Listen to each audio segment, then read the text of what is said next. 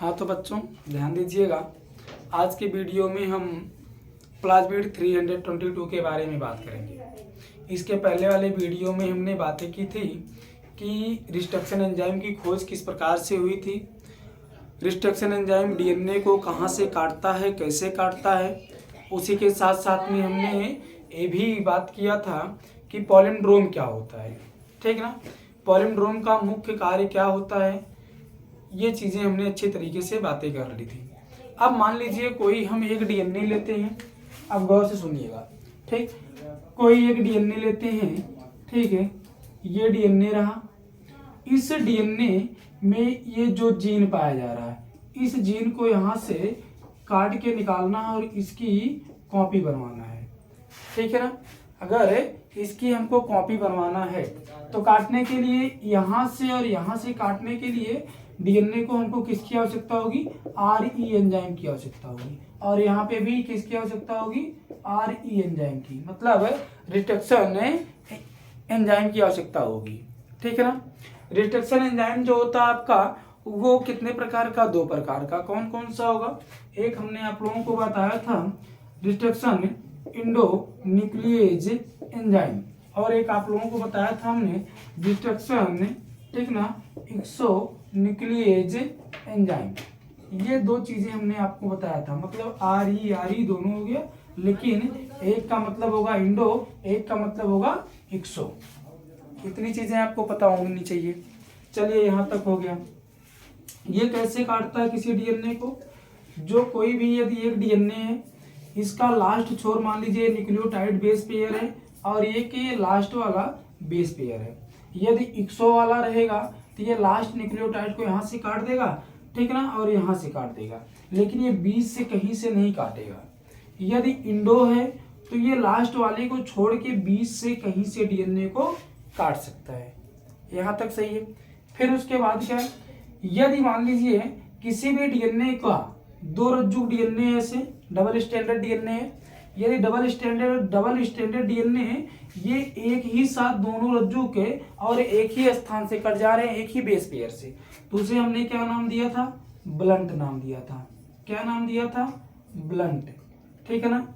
ये हो गया। फिर उसके बाद यदि हमने क्या कहा था, ब्लंट जो होता है इंड, ये नॉन स्टिकी होता है।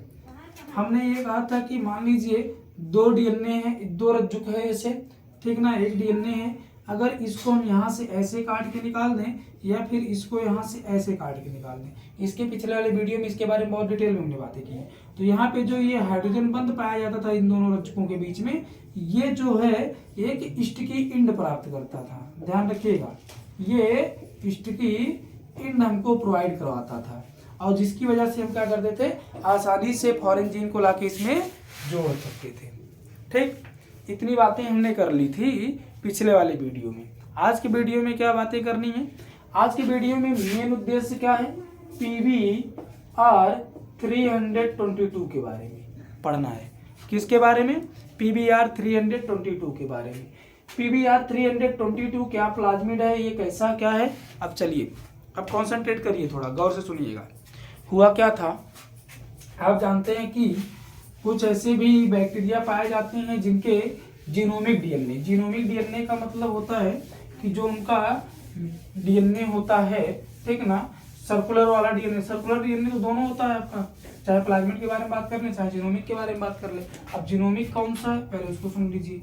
ये मान लीजिए इकोलाई बैक्टीरिया है, अगर इकोलाई बैक्टीरिया है ये, तो ये इसका क्या है, ये जीनोमिक डीएनए है।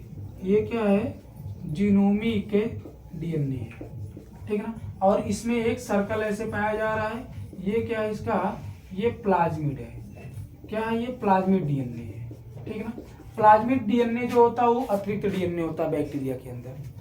हुआ क्या था कि इस जीनोमिक डीएनए पे, ठीक ना, एंटीबायोटिक रेजिस्टेंस पाए जाते थे, लेकिन इकोलाई बैक्टीरिया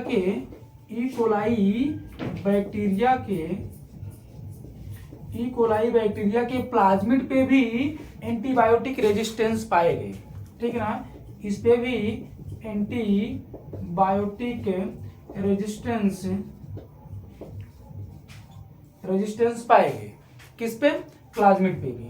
तो हुआ क्या कि एक ऐसा बैक्टीरिया था जिसके प्लाज्मिड पे एंटीबायोटिक रेजिस्टेंस पाया गया। कौन सा पाया गया था? AMPR पाया गया। AMPR मतलब एक जीन है ये, इस प्लाज्मिड पे एक जीन है AMPR। AMPR जो जीन होता है वो किसके प्रति रेजिस्टेंस होता है? वो एम्पीसिलिन के प्रति होता है, एम्पीसिलिन के प्रति। ध्यान से सुनिएगा, ये एम्पीसिलिन के प्रति रेजिस्टेंस होता है। कैसे? कि यदि मान लीजिए हमने एक ऐसे परखनली लिया, एक परखनली लिया और इस परखनली में हम एम्पीसिलिन को डालते हैं। एक रासायनिक पदार्थ एम्पीसिलिन है जिसमें हर कोई बैक्टीरिया सर्वाइव नहीं कर सकता, इसको ध्यान रखिएगा।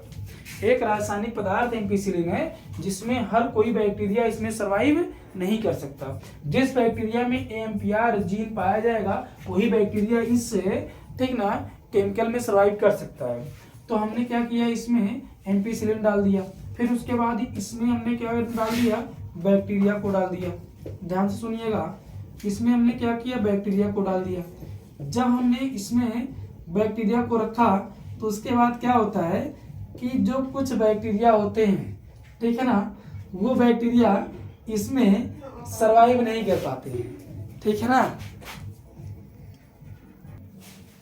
हुआ क्या था आप सुनिएगा, इस प्रणाली में दो बैक्टीरिया पाए गए। दो बैक्टीरिया क्या, एक ऐसा बैक्टीरिया था जिसमें कौन सा जीन पाया गया था, AMPR पाया गया था, ठीक ना। एक ऐसा बैक्टीरिया था, एक ऐसा बैक्टीरिया था, ठीक है ना, जिसमें AMPR नहीं पाया गया, ठीक ना, AMPR नहीं पाया गया। इतनी बात समझ में। तो जिस बैक्टीरिया में AMPR जीन नहीं पाया जाएगा वो बैक्टीरिया इसमें सर्वाइव नहीं करेगा। जिस बैक्टीरिया में AMPR जीन पाया जाएगा वो इस एम्पीसिलिन नामक रासायनिक पदार्थ में भी सर्वाइव कर जाएगा। इतनी बात आपको समझ में आई। फिर दूसरा क्या हुआ कि एक और इकोलाई बैक्टीरिया था, एक और इकोलाई बैक्टीरिया था। इस इकोलाई बैक्टीरिया के डीएनए में, ठीक है ना, इस इकोलाई बैक्टीरिया के डीएनए में जीन पाया गया, कौन सा, टेटआर पाया गया। टेटआर जो जीन पाया गया ये टेट्रासाइक्लिन के लिए, टेट्रासाइक्लिन के लिए रेजिस्टेंस होता है। किसके लिए रेजिस्टेंस होता है, टेट्रासाइक्लिन के लिए।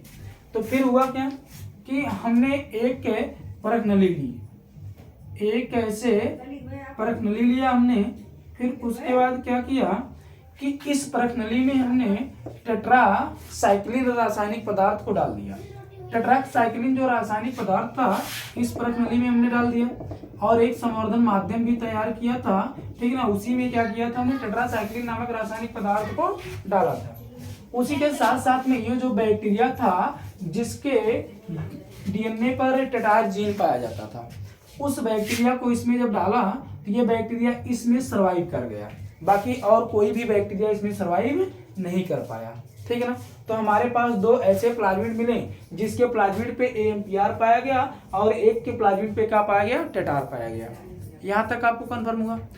फिर हुआ क्या कि साइंटिस्टों ने क्या सोचा, क्यों ना हम एक ऐसा प्लाज्मिड बनाएं जिसके प्लाज्मिड पे AMPR और टेटार दोनों जीन पाए जाएं। ध्यान से सुनिएगा, हुआ क्या कि साइंटिस्टों ने ऐसा सोचा, क्यों ना हम एक ऐसा कृत्रिम प्लाज्मिड बनाएं, हम स्वयं में प्रयोगशाला में प्लाज्मिड को विकसित करें कि उस प्लाज्मिड पे AMPR और टेटार दोनों प्रकार के, ठीक ना, जीन पाए जाएं और जो एक ऐसा बैक्टीरिया बन जाए जो टेट्रासाइक्लिन और एम्पीसिलिन दोनों प्रकार के रासायनिक पदार्थों में वो सर्वाइव करे। फिर इन्होंने क्या किया, इन्होंने इसके बैक्टीरिया के प्लाज्मिड से AMPR वाला जीन निकाल लिया और इस बैक्टीरिया के प्लाज्मिड से टेटार जीन निकाल लिया। इतनी बातें समझ में आई। चलिए अब गौर से सुनिएगा, हम प्लाज्मिड 322 का निर्माण कैसे हुआ था उसी के प्रोसेस के बारे में हम बात कर रहे हैं। आप गौर से सुनिएगा, बेहतर आएगा आपको। और इसको वीडियो को देखने के बाद अलग से दिमाग लगाने की जरूरत नहीं, आप सिर्फ थोड़ा सा NCERT पढ़ लीजिएगा, पूर्ण रूप से कवर हो जाएगा, ठीक है। तो गौर करिएगा आप, हमने क्या कहा कि एक बैक्टीरिया से हमने क्या निकाला है, एक बैक्टीरिया से यहाँ पे एक बैक्टीरिया से हमने क्या निकाल लिया, टेटआर निकाल लिया, कौन सा जीन निकाला हमने, टेटआर जीन निकाल लिया। फिर एक बैक्टीरिया से हमने क्या निकाल लिया, ठीक है ना, एक बैक्टीरिया से हमने कौन सा जीन निकाला है यहाँ पे, ठीक ना, AMPR निकाला है, AMPR निकाला है। टेटआर किसके लिए रेजिस्टेंस है, ये टेट्रासाइक्लिन के लिए, टेट्रासाइक्लिन के लिए, ठीक ना। ये किसके लिए रेजिस्टेंस है, ये एम्पीसिलिन के लिए, एम्पीसिलिन के लिए, ठीक है ना। ये चीजें आपको इतनी आनी चाहिए। अब यहाँ पे मान लीजिए एम्पीसिलिन के लिए है, टेट्रासाइक्लिन के लिए है। हमने क्या किया कि एक बैक्टीरिया का प्लाज्मिड लिया, ये रहा प्लाज्मिड। इस प्लाज्मिड कैसा होता है, द्विरज्जुकी है, सर्कुलर है पूर्ण रूप से। इस प्लाज्मिड पे, ठीक ना, कोई भी एंटीबायोटिक रेजिस्टेंस नहीं पाया जा रहा है, कोई भी एंटीबायोटिक रेजिस्टेंस नहीं पाया जा रहा है, नहीं पाया जाता है, ठीक है ना। इतनी बात समझ आई। इस पे हमको जोड़ना क्या है, इस पे हम क्या जोड़ रहे हैं, यहाँ पे टेटआर जोड़ रहे हैं, टेटआर जीन जोड़ दे रहे हैं। जब इस प्लाज्मिड पे हमने टेटआर जीन जोड़ दिया तो ये प्लाज्मिड अब जिस बैक्टीरिया में जाएगा वो बैक्टीरिया टेट्रासाइक्लिन के लिए रेजिस्टेंस हो जाएगा। मतलब क्या, वो टेट्रासाइक्लिन नामक रासायनिक पदार्थ में सर्वाइव करेगा। चलिए ठीक है। फिर इसी प्लाज्मिड में, ठीक ना, AMPR को भी जोड़ दिया हमने। किसको जोड़ दिया, ये रहा क्या, AMPR है, AMPR। एक AMPR हमने इस प्लाज्मिड पे जोड़ दिया, ठीक है ना। अब इस प्लाज्मिड पे जोड़ा है और इस प्लाज्मिड को ध्यान से सुनिएगा, इस प्लाज्मिड को हम एक बैक्टीरिया के अंदर, ठीक ना, इंजेक्ट करवा देंगे। और उस बैक्टीरिया के अंदर जब इंजेक्ट करवाएंगे तो वो बैक्टीरिया AMPR और टेटआर दोनों प्रकार के जीन पाए जाने की वजह से वो एम्पीसिलिन और टेट्रासाइक्लिन दोनों प्रकार के रासायनिक पदार्थों में सर्वाइव करेगा। तो ये जो प्लाज्मिड बना है इसी को फिर हमने क्या कह दिया, PBr 322। PBr 322 क्या है, सुनिएगा। जो प्लाज्मिड हमने बनाया है ये प्लाज्मिड कौन सा हो गया, PBr 322 हुआ। कैसे, क्या है PBr का मतलब है, दिख रहा ना भी, यहाँ दिख रहा है PBr 322। P का मतलब यहाँ पे प्लाज्मिड होता है, गौर से सुनिएगा। B का मतलब यहाँ पे बोलीवर होता है, बोलीवर। और R का मतलब रोटरी गेज होता है, रोटरी गेज होता है। और ये 322 जो है, ये 322 से क्या है, ये लैब नंबर है। क्या है, ये लैब नंबर है। लैब नंबर कैसे है भैया, ये एक ऐसा लैब नंबर है जहां पे इस प्लाज्मिड को विकसित किया गया था, जहां पे क्या किया गया था, इस प्लाज्मिड को विकसित किया गया था। इतनी बातें आपको समझ में आई होगी हमारे हिसाब से कि PBr 322 के बारे में पूर्ण रूप से हमने सारी जानकारी आपको दे दी, कैसे इसका विकास किया गया था, कैसे निर्माण किया गया था, ठीक है ना। अब इसका निर्माण करने का उद्देश्य क्या था, ठीक है ना, उसके बारे में थोड़ा सुनिएगा आप, ठीक है ना। एक बार आप बोर्ड को पूर्ण रूप से देख लीजिए, जो लिखना है लिख लीजिए, फिर हम आगे चले तुरंत।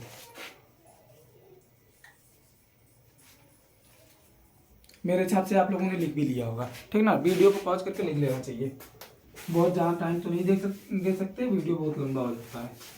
छोटे से छोटे वीडियो में ज़्यादा से ज़्यादा पढ़ाने की कोशिश है, और आप ज़्यादा से ज़्यादा पढ़ें, ये हमारी कोशिश है। हाँ भैया, ये जो आपके बोलीवर रोड्रिगेज, ये दोनों साइंटिस्ट हैं, इसको ध्यान रखिएगा, ठीक है ना। और 322 क्या है, ये जिस लैब में इसको विकसित किया गया था प्लाज्मिड का, वो लैब नंबर है। और P का मतलब प्लाज्मिड होवे करता है। आपसे ज्यादा होशियार कौन है, जनवे करते हैं। चलिए सुनिए, अब हम क्या करते हैं कि इस प्लाज्मिड का यूज क्या है, प्लाज्मिड को हमने क्यों, ठीक है ना, निर्माण किया और कैसे यूज करते हैं उसके बारे में थोड़ा सुनिएगा। प्लाज्मिड यूज, ठीक है ना। प्लाज्मिड का क्या यूज है, चलिए सुनिए। प्लाज्मिड का पहला यूज ये है कि हमने क्या किया कि एक प्लाज्मिड ये लिया, ठीक है, एक प्लाज्मिड ये लिया। प्लाज्मिड कैसा होता है, द्विरज्जुकी होता है, आपको पता है, चलिए अच्छी बात है, पता है। प्लाज्मिड कैसा होता है, द्विरज्जुकी होता है। यहाँ पे क्या है, यहाँ पे ये टेट आर है और ये यहाँ पे क्या है, ये यहाँ पे AMPR है, 2 जीन पाया गया, ठीक।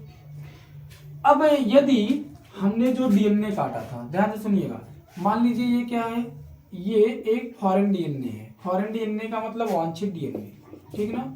ये क्या है, वांछित डीएनए है। इस डीएनए में कोई जीन पाया गया था जिस जीन की हमको क्या करनी थी, कॉपी बनवानी थी। क्या करना था, इसकी कॉपी बनवानी थी। तो इस जीन को हमने ये काट के यहाँ से अलग कर लिया, अलग कर लिया, हाँ सही है। इससे डीएनए को अब इस प्लाज्मिड में क्या करना है, जोड़ना है, ठीक ना।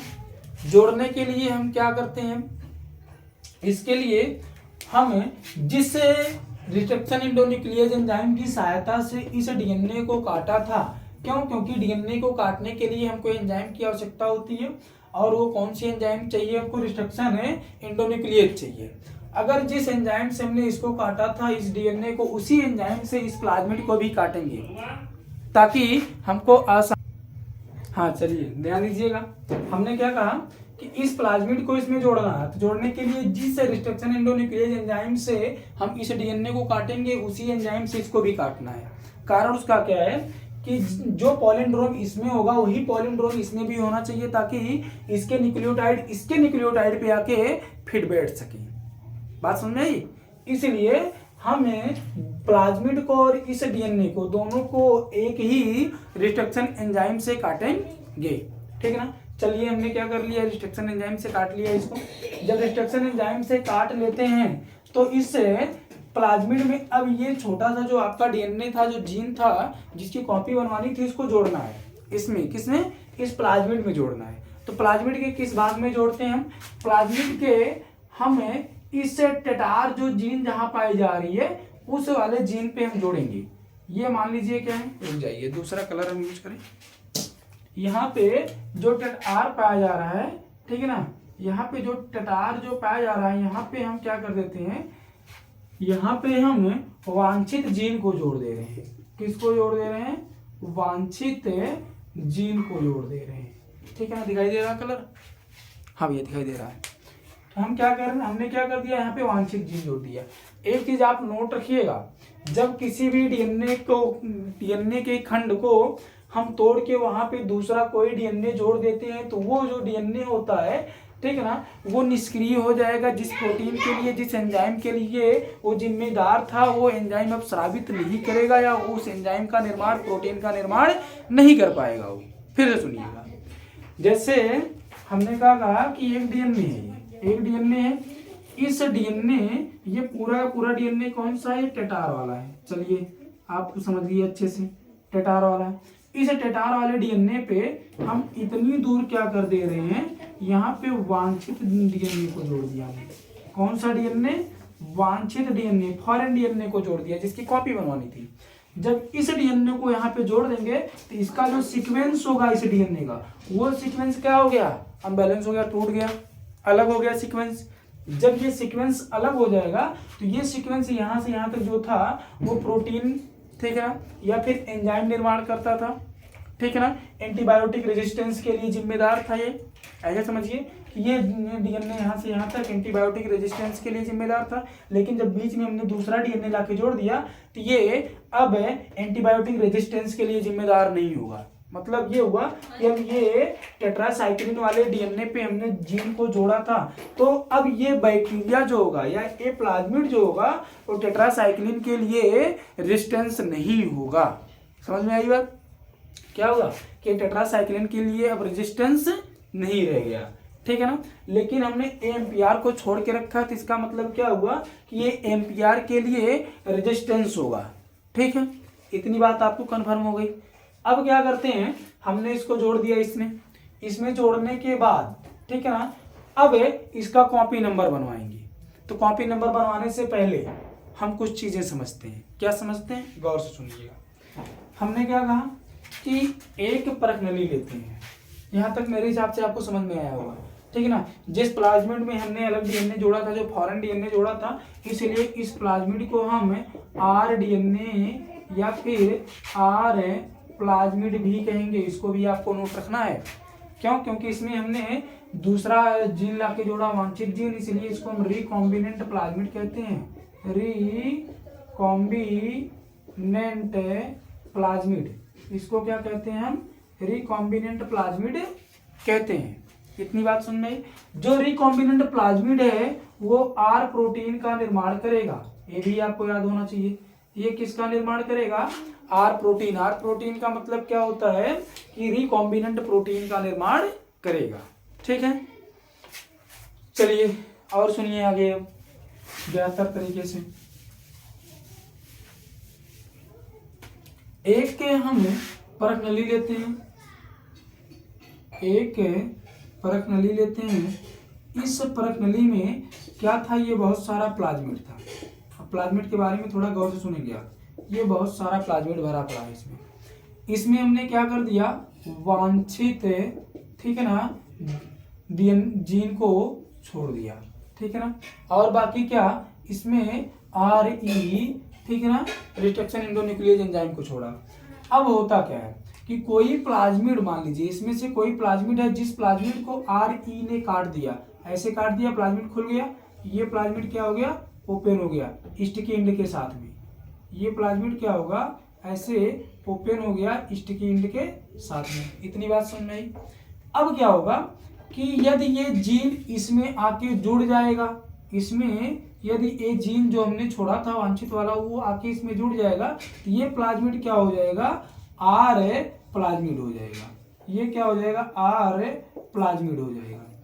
लेकिन क्या होता है, कभी कभी, ठीक है ना, ये जो स्टिकी एंड होने की वजह से बिना जीन के जुड़े हुए ये प्लाज्मिड पुनः आपस में जुड़ जाता है। फिर से सुनिएगा, हमने क्या कहा, होता क्या कभी कभी कि जो प्लाज्मिड को हमने आर ई एंजाइम से काटा था, उस प्लाज्मिड में हमको जीन को जोड़ना था, ठीक है ना। जब जीन को जोड़ना था, लेकिन जैसे ही प्लाज्मिड को हमने काटा, ठीक है ना, और ये जीन इसमें जुड़ नहीं पाया, उसके पहले प्लाज्मिड पुनः जुड़ गया। बिना वांछित डीएनए के जुड़े हुए, बिना फॉरेन डीएनए के जुड़े हुए प्लाज्मिड पुनः बंद हो गया, जुड़ गया। जब पुनः प्लाज्मिड जुड़ जाता है तो इसमें जो है जीन नहीं जुड़ा, इसलिए इस प्लाज्मिड को हम आर प्लाज्मिड नहीं कहेंगे, ठीक है ना। क्यों? क्योंकि वांछित जीन इसमें जुड़ा नहीं है। तो उसका नाम फिर क्या होगा, उसका नाम सेल्फ लाइगेटेड प्लाज्मिड के नाम से जाना जाएगा। वो किसके नाम से जाना जाएगा, मतलब क्या कि एक प्लाज्मिड था, ठीक ना, ये इस प्लाज्मिड पे जीन नहीं जुड़ा है। कौन सा जीन नहीं जुड़ा है, ये वांछित जीन। वांछित जीन जुड़ा नहीं है। जब वांछित जीन नहीं जुड़ा है तो ये पुनः प्लाज्मिड खुलने के बाद बिना जुड़े ही, ठीक ना, वांछित जीन ये स्वयं जुड़ गया, तो इसे हम क्या कह देंगे, सेल्फ लाइगेटेड प्लाज्मिड। ध्यान से सुनिएगा, सेल्फ लाइगेटेड प्लाज्मिड कह देंगे। इतनी बात आपको समझ में आ गई। सेल्फ लाइगेटेड प्लाज्मिड क्या होता है, तो हमारे पास कितने प्लाज्मिड पाए जाएंगे कि एक परख नली होगी जिसमें कुछ ऐसे प्लाज्मिड होंगे जिसमें, ठीक ना, जीन नहीं जुड़ा होगा। कुछ ऐसे प्लाज्मिड होंगे, ठीक है ना, जो जिसमें जीन जुड़ा होगा। दो प्लाज्मिड हमारे पास मिला, एक सेल्फ लाइगेटेड जिसमें जीन नहीं पाया गया, नहीं जुड़ा था, एक ऐसा प्लाज्मिड है जिसमें जीन जुड़ा है, जिसे हम आर प्लाज्मिड कह रहे हैं, रिकॉम्बिनेंट प्लाज्मिड कह रहे हैं। एक ऐसा प्लाज्मिड मिलेगा जिसमें ना तो AMPR पाया जाएगा, ना तो टेटा आर पाया जाएगा, दोनों में से कोई नहीं पाया जाएगा। इतनी बात हमको समझ में आ गई, ठीक। अब हमको करना क्या है कि इन तीन प्रकार के प्लाज्मिड में से हमको आर प्लाज्मिड को निकालना है। मतलब क्या करना है, अलग अलग करना है, और हमको पहचानना है कि आर प्लाज्मिड कौन सा है, उसकी हमको कॉपी बनवानी है। बात समझ में आई। हम ऐसे नहीं होता किसी बैक्टीरिया को पकड़ लिए, उसका प्लाज्मिड निकाल लिए, उसमें ये जीन को ले जाके जोड़ दिए, ऐसा नहीं होता है। कि बहुत सारे प्लाज्मिड होते हैं, उस प्लाज्मिड में, ठीक है ना, हम जीन जोड़ते हैं इस प्रकार से, जो आपको विधि बताई हमने, ऐसे जोड़ा जाता है। तो उसमें हमको पता नहीं चलता किस प्लाज्मिड में हमारा जीन जुड़ा है, किस में नहीं जुड़ा है, तो वो पता करने की विधि अब हम आपको बता रहे हैं, ठीक है। सुनिएगा ध्यान से। करना क्या है आपको कि एक प्रश्नली लेना है ऐसे, ठीक है ना, एक प्रश्नली लेना है।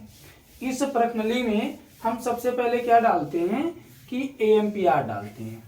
जब इस प्रश्नली में हम एम्पीसिलिन डालते हैं, एम्पीसिलिन डालते हैं, जब एम्पीसिलिन डालेंगे तो इसमें कौन सा प्लाज्मिड नहीं जुड़ेगा, सॉरी कौन सा बैक्टीरिया नहीं पनपेगा, किस बैक्टीरिया की कॉलोनी नहीं बनेगी, उस बैक्टीरिया की कॉलोनी नहीं बनेगी जो बैक्टीरिया में ना तो, ठीक है ना, जिस बैक्टीरिया में एएमपीआर नहीं पाया जाता था। सुनिएगा ध्यान से, बैक्टीरिया में, जिस बैक्टीरिया में क्या नहीं पाया जा रहा है, एएमपीआर नहीं पाया जा रहा, वो बैक्टीरिया इसमें ग्रोथ नहीं करेगा, ठीक है ना, वो बैक्टीरिया इसमें ग्रोथ नहीं करेगा। कौन सा बैक्टीरिया इसमें ग्रोथ करेगा, किसकी कॉलोनी बनेगी, उस बैक्टीरिया की कॉलोनी बनेगी इसमें, उस बैक्टीरिया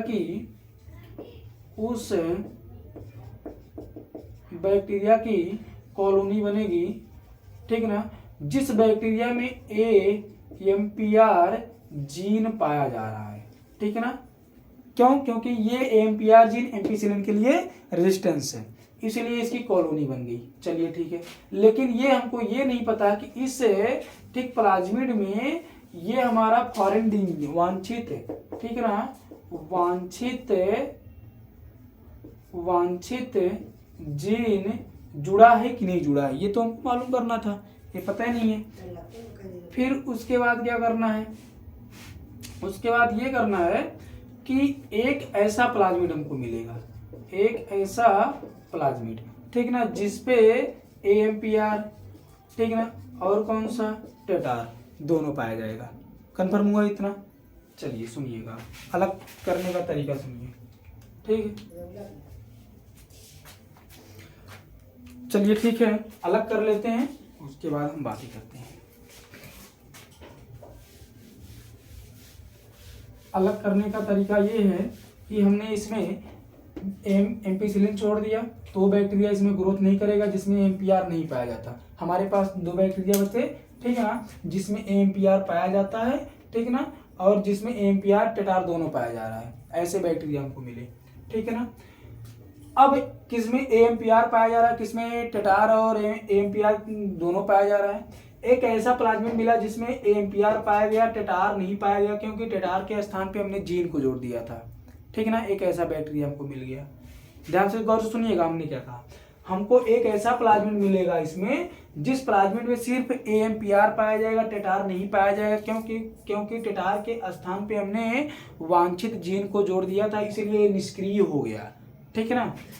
अब जब ये निष्क्रिय हो गया है तो यदि इसमें हम टेट्रासाइक्लिन डालेंगे, इसमें प्रश्नली में, गौर सुनिएगा, इस प्रश्नली में यदि हम टेट्रासाइक्लिन डालेंगे, जैसे टेट्रासाइक्लिन डालेंगे तो वो प्लाज्मिड जो इसमें ग्रोथ नहीं करेगा। प्लाज्मिड ग्रोथ करने का मतलब जिस बैक्टीरिया के अंदर ये प्लाज्मिड पाया जाएगा वो बैक्टीरिया कॉलोनी नहीं बनाएगी। जब वो बैक्टीरिया कॉलोनी नहीं बनाएगी, जैसे क्या कि हमने एक ऐसे पैट्री प्लेट ले लिया, इस पैट्री प्लेट में एगार जल डाल दिया, ठीक है ना, इसमें एगार जल डाल दिया, ठीक, इतनी बात सुन रहे, कुछ न्यूट्रिएंट पदार्थ डाल दिया।